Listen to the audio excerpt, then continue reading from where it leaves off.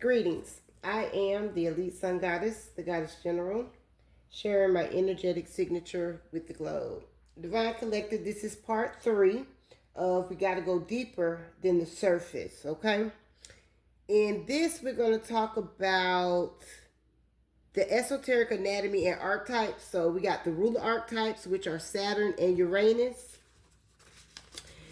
We're going to talk about the element of air and the chakra correspondence, okay? Now, the ruler archetypes are ruled jointly by Saturn, ancient structure, structural karma, and grounding discipline. And Uranus, sudden illumination, divine lighting, and liberation from form. Now, Saturn is the great cosmic gatekeeper, symbolizing time, karma, discipline, and the boundary between the material world and the spiritual realms. Saturn represents both restriction and profound structural change. So, Divine Collective, this represents the age of Aquarius and the transition to spirituality, and signifies that karma and dharma are both present. And for the ones who like to hex and curse people, you're being disciplined behind those actions. People can no longer get away in the shadows with the age. I just saw 33 on the clock. With the age of Aquarius being here, hexing and cursing people with malice and evil intent, and think they're going to stay hidden. You know why? Because we got Uranus here too. Uranus is the great awakener and the higher octave of Mercury, okay? It is sudden spiritual illumination, divine alchemy, and the shattering of old forms so the soul can break free from the illusion of the material existence. Now, this is a part of our jobs as divine messengers and what we came here to do to assist the ascension. So, with Saturn being here, being karma and discipline, and Uranus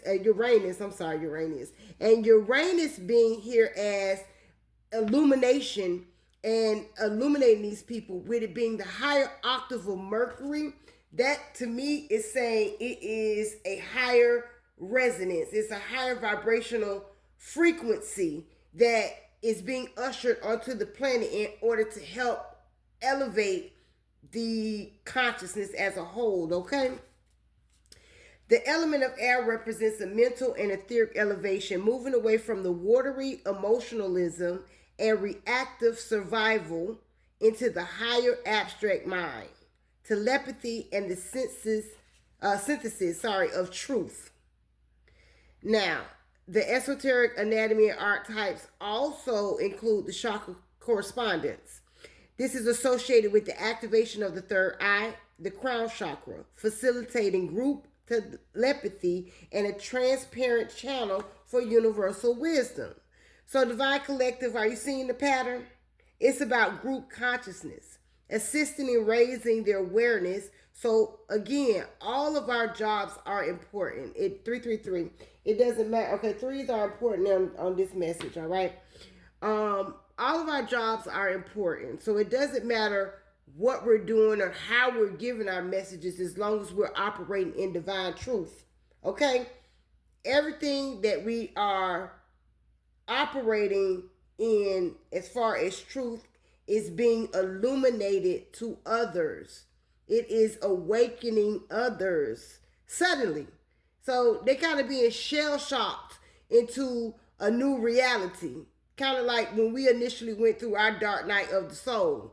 But we kind of had to go through it. These people that are on this next wave of awakening have a little bit more information. I'm going to say it like that, okay? I am the Elite Sun Goddess, the Goddess General.